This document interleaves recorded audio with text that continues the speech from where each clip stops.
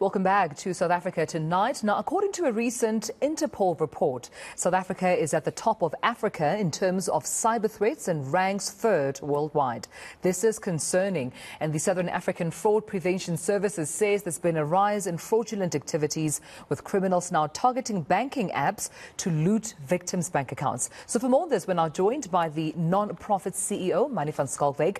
Manie, thank you so much for your time and a very good evening to you. I mean, you're not bringing much good news in terms of the facts and the data. We're seeing an increase here in criminals targeting cell phones, not just to resell, but to also get the contents within that cell phone. Take us through the modus operandi that they use.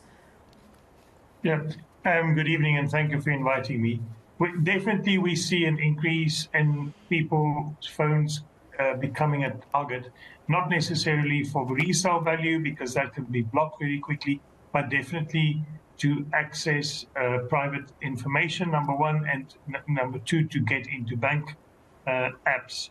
One would not necessarily think that, when your phone is stolen, to phone the bank, that's the last thing on your mind. You phone usually the cell phone provider and try to stop the phone.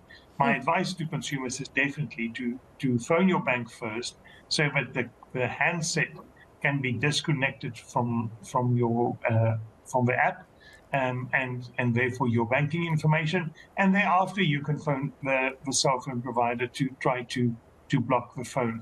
But most importantly is to phone the bank immediately. Yeah. Manie, how quick is this process? As soon as the criminals get a hold of a victim's cell phone, how much time are we talking here in terms of the time that you had your cell phone stolen from you to you being cleaned out and wiped out completely of your funds in your account?